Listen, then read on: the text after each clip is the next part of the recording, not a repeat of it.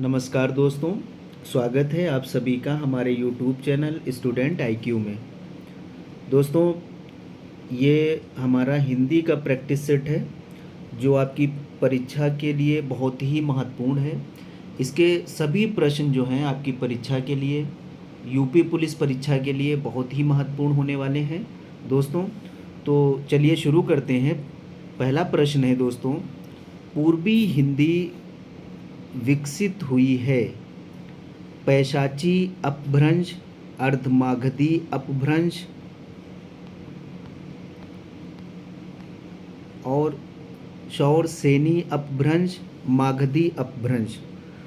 तो दोस्तों, इसमें आपका बिल्कुल राइट आंसर है ऑप्शन बी,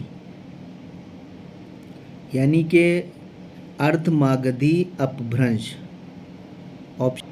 आगे बढ़ते हैं। अगला प्रश्न है, हिंदी वर्णमाला में स्वरों की संख्या कितनी है? ठीक है, तो ऑप्शन ए है 12, बी 13, सी 11, डी 14। तो दोस्तों, आपका राइट आंसर है हिंदी वर्णमाला में 11 जो हैं स्वर होते हैं। ऑप्शन सी बिल्कुल राइट है आपका। ए, आ, ई, बड़ी ई, ऊ, बड़ू ऊ, ऋण, ए, ओ, औ, ये जो हैं 11 आपके स्वर होते हैं हिंदी वर्णमाला में। ठीक है, आगे बढ़ते हैं। अगला प्रश्न है दोस्तों, वह वर्ण जिसका उच्चारण तालु से होता है। ठीक है, ऑप्शन ए है मूर्धन्य वर्ग, बी कांठ्य वर्ग, सी ओष्ठ वर्ग, डी तालव्य वर्ग। ठीक है, तो जिसका उच्चारण तालु से होता है, तो इसमें आपका राइट आंसर है दोस्तों ऑप्शन डी, तालव्य वर्ग। तालु की सहायता से बोले जाने वाले जो व्यंजन होते हैं उनको तालव्य व्यंजन कहा जाता है। ये इस प्रकार हैं, जैसे चा, छा, जा, झा, या या शा। ठीक है, ये तालव्य वर्ग से जो है तालु से इसका उच्चारण होता है। ठीक है, अगला प्रश्न है दोस्तों, बड़ा घर छोटा आदमी और नीला वस्त्र में विशेष कौन कौन से हैं? ठीक है दोस्तों, तो ऑप्शन ए है आपका नीला छोटा, बी बड़ा छोटा, सी छोटा नीला, डी घर आदमी वस्त्र। तो इसमें पूछ रहा है इसमें वस्त्र विशेष कौन कौन से हैं, तो आपका बिल्कुल राइट आंसर है ऑप्शन डी, घर आदमी वस्त्र। ये विशेष हैं, और विशेषण शब्द जो है उसके द्वारा संज्ञा या सर्वनाम शब्द की विशेषता प्रकट होती है, उसे विशेष कहते हैं। ठीक है, जैसे बड़ा घर में घर संज्ञा तथा बड़ा जो है इसमें विशेष है। ठीक है, आगे बढ़ते हैं। अगला प्रश्न है आपका, निम्न में से क्रिया विशेषण है। ठीक है, ऑप्शन ए है वह धीरे से बोलता है, बी वह काला कुत्ता है, सी रमेश तेज धावक है, डी सत्यवाणी सुंदर होती है। तो इसमें आपका ऑप्शन ए जो है वो बिल्कुल राइट आंसर है, क्रिया विशेषण है ऑप्शन ए, क्योंकि दिए हुए विकल्प में बोलना क्रिया है और जो धीरे धीरे बोलना ये शब्द जो है विशेषता को प्रकट करता है। उक्त वाक्य में जो है धीरे शब्द जो है वो क्रिया विशेषण है। ठीक है, आगे बढ़ते हैं। अगला प्रश्न है दोस्तों, नाटक से कौन सा विशेषण बनेगा? ठीक है, तो ऑप्शन ए है आपका नाटककार, बी नट, सी नाटकीय, डी नाटकीयता। तो नाटक से जो विशेषण बनेगा वो आपका ऑप्शन सी बिल्कुल राइट आंसर है, नाटकीय बनेगा। ठीक है, और इसमें जो है नाटकीय ऑप्शन सी जो है राइट आंसर है। ठीक है, आगे बढ़ते हैं। अगला प्रश्न है, पढ़ रहा था इसमें कौन सी क्रिया है? ठीक है, तो ऑप्शन ए संयुक्त क्रिया, बी सामान्य क्रिया, सी पूर्वकालिक क्रिया, डी असामान्य क्रिया। तो दोस्तों इसमें आपका ऑप्शन ए जो है वो बिल्कुल राइट आंसर है। पढ़ रहा था में संयुक्त क्रिया है। ठीक है, जब कोई क्रिया दो क्रियाओं के संयोग से बनती है तो उसे संयुक्त क्रिया कहते हैं। जैसे सोने लगा, राम नदी में कूदा या कूद पड़ा। ठीक है, ये क्या हुआ? संयुक्त क्रिया हुई। आगे बढ़ते हैं, अगला प्रश्न है दोस्तों, कौन सा शब्द विशेषण है?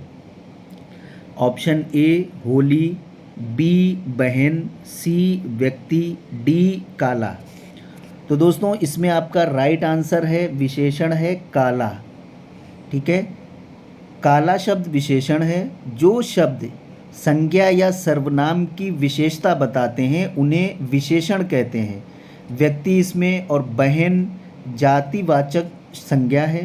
होली जो है व्यक्तिवाचक संज्ञा के उदाहरण हैं। ठीक है, तो काला जो है, काला शब्द क्या है? विशेषण है। आगे बढ़ते हैं, अगला प्रश्न है दोस्तों, व्याकरण की दृष्टि से प्रेम शब्द क्या है? ऑप्शन ए अव्यय, बी भाववाचक संज्ञा, सी क्रिया, डी विशेषण। तो दोस्तों इसमें आपका बिल्कुल राइट आंसर है ऑप्शन बी भाववाचक संज्ञा। व्याकरण की दृष्टि से जो है प्रेम शब्द क्या है? भाववाचक संज्ञा है। जिन संज्ञा शब्दों से व्यक्ति, स्थान या वस्तु के गुण, दोष, दशा, अवस्था का बोध होता है उन्हें दोस्तों भाववाचक संज्ञा कहते हैं। ठीक है, तो इससे जो है प्रेम का बोध हो रहा है तो ये भाववाचक संज्ञा हुई। ठीक है, अगला प्रश्न है दोस्तों, निम्नलिखित में से किस वाक्य में अकर्मक क्रिया है? ऑप्शन ए है श्याम भात खाता है, बी मैंने उसे पुस्तक दी, सी ज्योति रोती है, डी उसकी कमीज़ है। ठीक है, तो इसमें अकर्मक क्रिया की बात करता है क्वेश्चन में, तो आपका ऑप्शन सी जो है बिल्कुल राइट आंसर है, ज्योति रोती है। ठीक है, ये अकर्मक क्रिया है। अकर्मक क्रिया का अर्थ है बिना कर्म के जिन क्रियाओं के प्रयोग में कर्म की ज़रूरत नहीं पड़ती है उन्हें अकर्मक क्रिया कहते हैं। जैसे ज्योति रोती है अर्थात रोना क्रिया है लेकिन कर्म का इसमें अभाव है।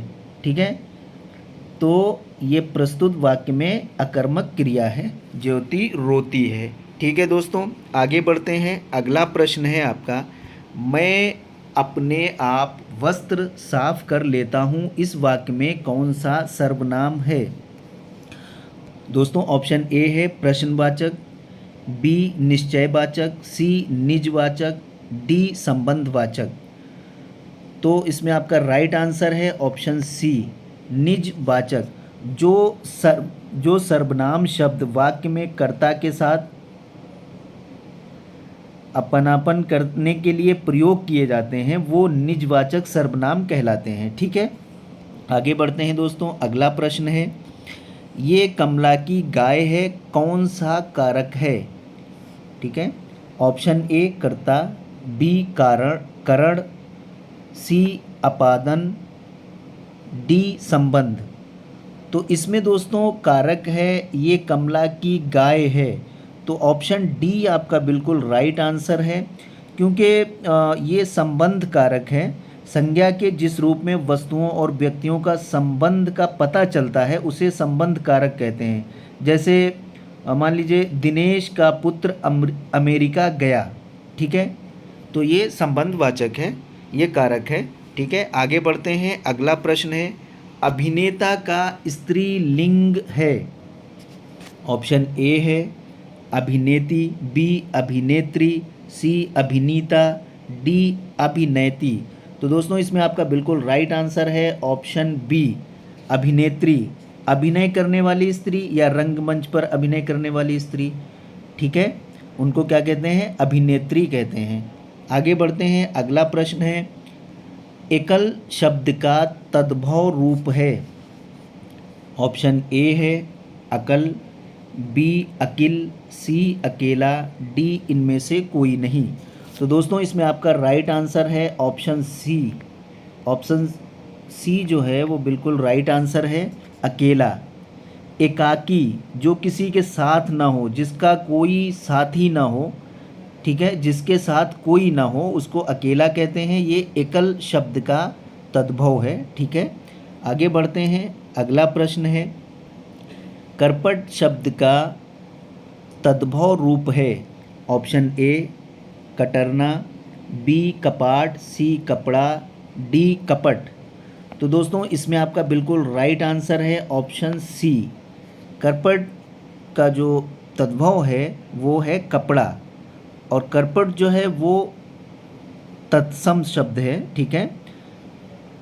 और पहनने का वस्त्र या पोशाक, पहनावा, ठीक है, उसी को कहते हैं। आगे बढ़ते हैं, अगला प्रश्न है, नीचे दिए गए अनेकार्थी शब्दों को एक अर्थ के साथ लिखा है, इसका दूसरा अर्थ बताइए। काल, यमराज, ठीक है। ऑप्शन ए है निंदा, बी काला, सी अवसर, डी विरोध, ठीक है दोस्तों। तो इसमें आपका बिल्कुल राइट आंसर है ऑप्शन सी, अवसर। अवसर जो है इसमें आपका बिल्कुल सही उत्तर है, क्योंकि काल के अनेकार्थी शब्द हैं, समय, अवसर, अवधि या मौसम, ठीक है। यमराज भी कहते हैं, अतः विकल्प सी जो है अवसर बिल्कुल सही है, ठीक है। काल यमराज जो है उसका दूसरा अर्थ जो है वो अवसर भी है। आगे बढ़ते हैं, अगला प्रश्न है, सु उपसर्ग का प्रयोग हुआ, ठीक है।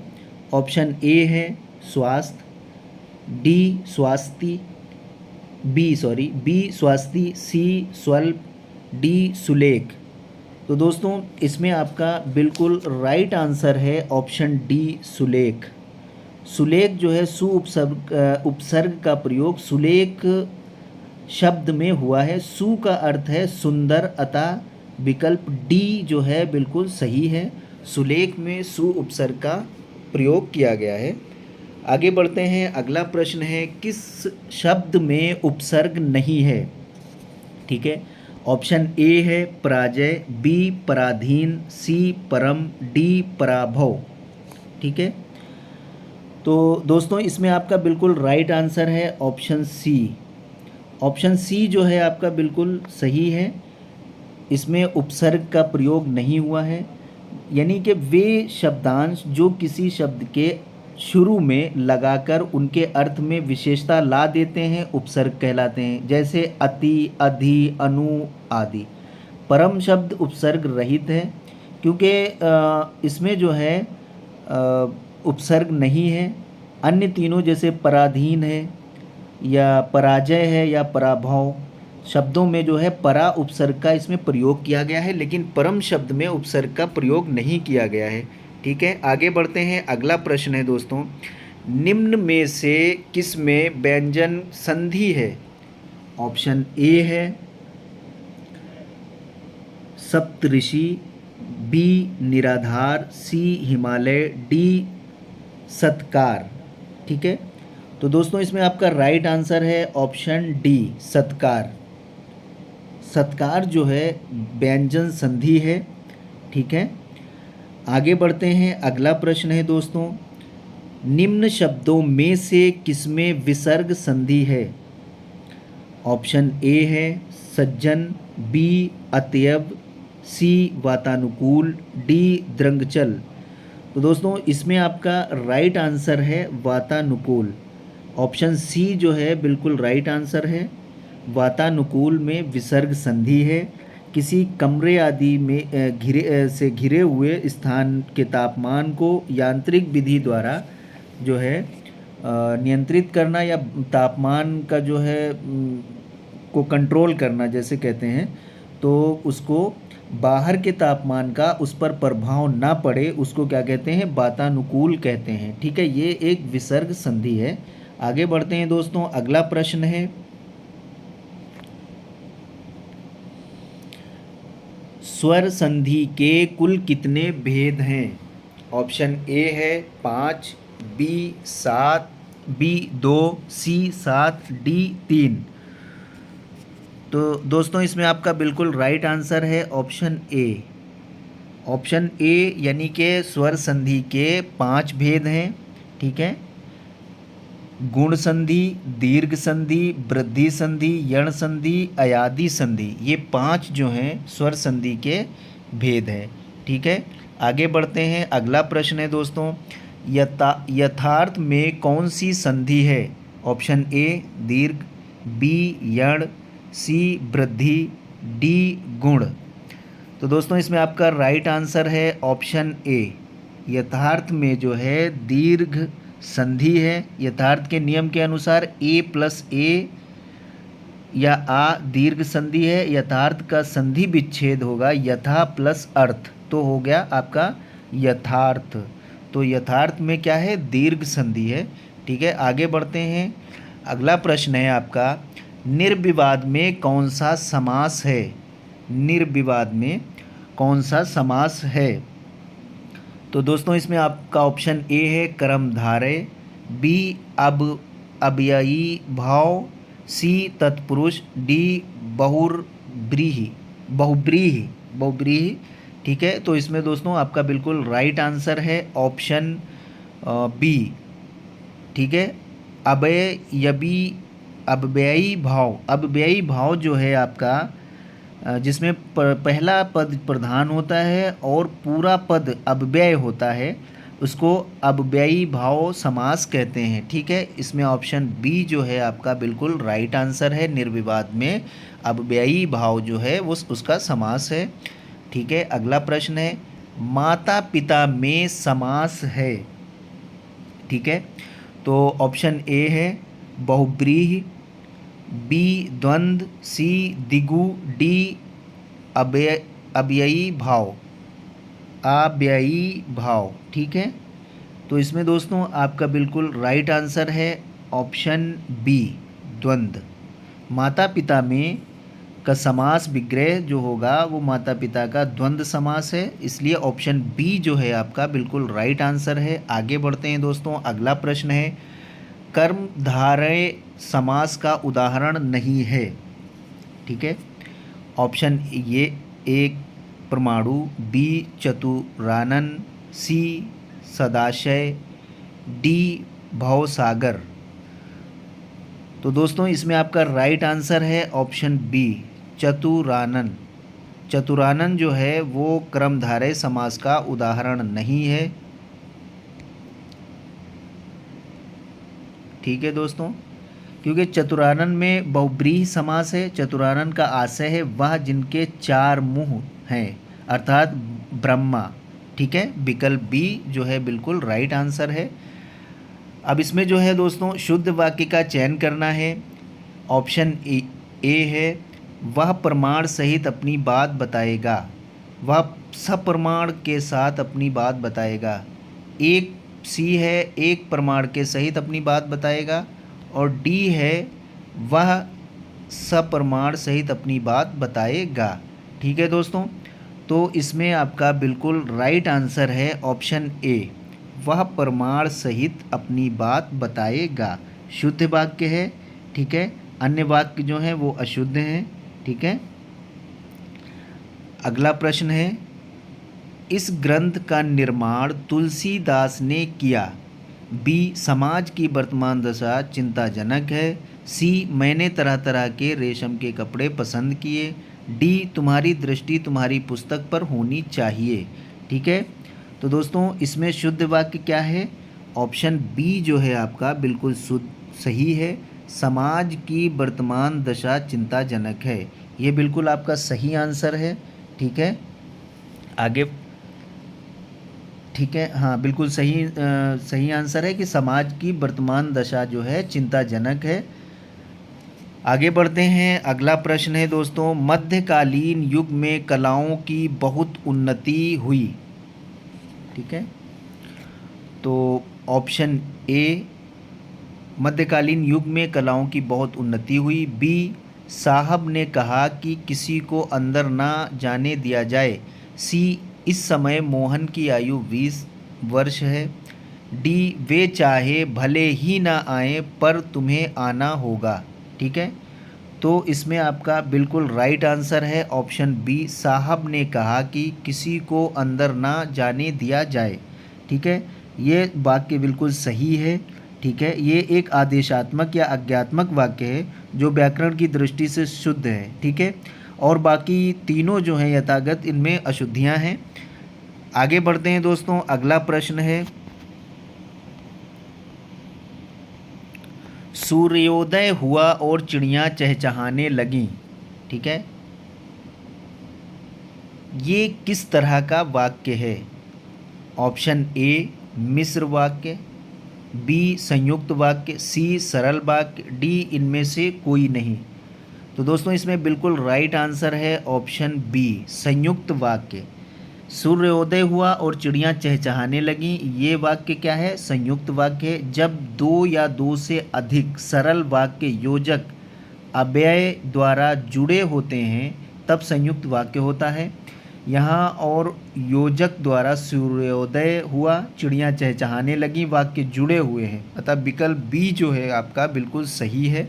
ठीक है, अगला प्रश्न है दोस्तों, अंश शब्द का अर्थ है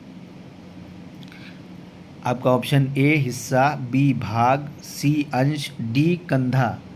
तो दोस्तों इसमें आपका बिल्कुल राइट आंसर है ऑप्शन डी कंधा। अंश का, अंश शब्द का अर्थ है कंधा। ठीक है, इसके और भी इसके समानार्थी हैं जैसे भुजा, बाँह, जीभ, अविनाशी। ठीक है, आगे बढ़ते हैं, अगला प्रश्न है, हिमवान का पर्याय है ऑप्शन ए हिमवर्षा, बी हिम, सी हिमाद्री, डी हिम मानव।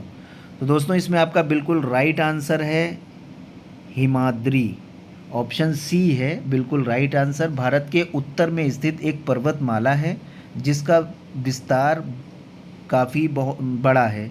ठीक है, उसको क्या कहते हैं? हिमाद्री। उसका एक नाम और है हिमवान, उसका पर्याय क्या है? हिमाद्री है। ठीक है दोस्तों, आगे बढ़ते हैं, अगला प्रश्न है, निम्न शब्द का विपरीत यानी विलोम अर्थ बताइए। नूतन, नूतन का विलोम क्या होगा? ऑप्शन ए नवीन, बी पुरातन, सी नया, डी नीरस। तो दोस्तों इसमें आपका बिल्कुल राइट आंसर है, नूतन का अर्थ होता है नवीन। ठीक है, नया, नूतन का विपरीत होता है विलोम शब्द जो होगा वो क्या होगा? पुरातन। ठीक है, ऑप्शन बी जो है आपका बिल्कुल राइट आंसर है। ठीक है, ये नूतन है, इसका मतलब होता है नया, और इसका विपरीत अर्थ होगा यानी विलोम शब्द होगा वो होगा पुराना, इसलिए ऑप्शन बी जो है पुरातन बिल्कुल राइट आंसर है। आगे बढ़ते हैं दोस्तों, अगला प्रश्न है, निम्न शब्द का विपरीत यानी विलोम अर्थ बताइए। अशांत, यानी अशांत का विपरीत अर्थ क्या है? तो इसमें आपको ऑप्शन ए है क्रोध, बी प्रमाद, सी आमोद, डी शांत। तो दोस्तों इसमें आपका बिल्कुल राइट आंसर है ऑप्शन डी, इसमें क्या होगा? शांत। अशांत का अर्थ होता है शांति रहित, बेचैन। ठीक है, इसका विलोम है शांत अर्थात मौन, चुप रहना। ठीक है, आगे बढ़ते हैं, अगला प्रश्न है, आदि से अंत तक। ठीक है, अधोपांत, बी आदि, सी दिगंत, डी अंति। ठीक है, तो इसमें आपका राइट आंसर है दोस्तों अधोपांत। ठीक है, आदि से अंत तक अधोपांत। दिगंत क्या है? दिशा का अंत है। आदि किसी कार्य या घटना, व्यापार आदि का पहले वाला जो अंश होता है, भाग होता है, उसको कहते हैं। ठीक है, आगे बढ़ते हैं, अगला प्रश्न है दोस्तों, जिसके बराबर कोई ना हो। ऑप्शन ए विलक्षण, बी अनुपम, सी असाधारण, और डी लोकातीत। ठीक है, डी क्या है आपका? लोकातीत है। तो दोस्तों इसमें आपका बिल्कुल राइट आंसर है ऑप्शन बी अनुपम।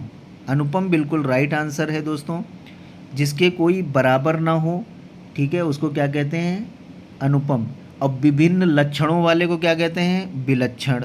ठीक है, और लोकातीत जो होता है साधारण से परे, और असाधारण जो साधारण ना हो। ठीक है, आगे बढ़ते हैं, अगला प्रश्न है दोस्तों, गंगा गए गंगादास, जमुना गए जमुनादास लोकोक्ति का सही अर्थ है। ऑप्शन ए न्यायप्रिय, बी सिद्धांतहीन, डी आदर्शवादी, सी आदर्शवादी, डी चरित्रहीन। ठीक है, तो इसमें आपका राइट आंसर है दोस्तों ऑप्शन बी सिद्धांतहीन। गंगा गए गंगादास, जमुना गए जमुनादास का अर्थ है सिद्धांतहीन वाक्य का प्रयोग। ठीक है, इसमें बी जो है आपका बिल्कुल राइट आंसर है। इसमें लोकोक्ति सिद्धांतहीन इसका सही अर्थ है। ठीक है, आगे बढ़ते हैं। अगला प्रश्न है ऊंट की चोरी निहुरे निहुरे का अर्थ है। ऑप्शन ए जान जोखिम में डालना, बी बड़े काम छिपकर नहीं किए जा सकते, सी उदंड व्यक्ति की दुष्टता, और सी है आपका किसी की वस्तु किसी दूसरे को दे देना। ठीक है दोस्तों, तो इसका राइट आंसर है ऑप्शन बी बड़े काम छिपकर नहीं किए जा सकते। ठीक है, यानी कि ऊंट की चोरी निहुरे निहुरे का अर्थ है बड़े काम छिपकर नहीं किए जा सकते। आगे बढ़ते हैं। अगला प्रश्न है दोस्तों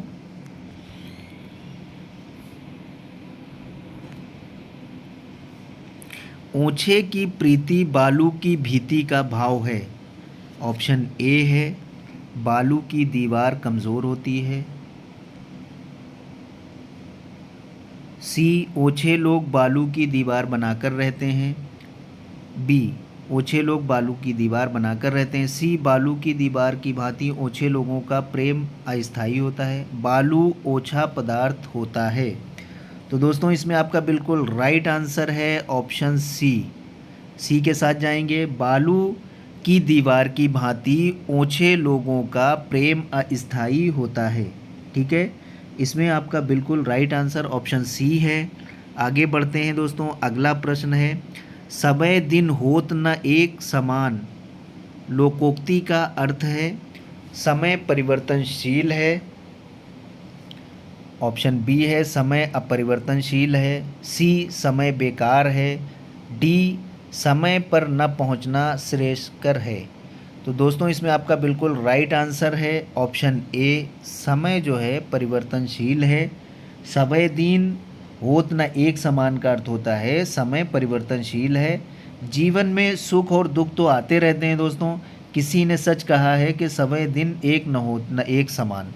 ठीक है, यानी कि समय जो है आपका परिवर्तनशील है। आगे बढ़ते हैं दोस्तों। अगला प्रश्न है आपका जिस पत्तल में खाना उसी पत्तल में छेद करना कहावत का अर्थ है।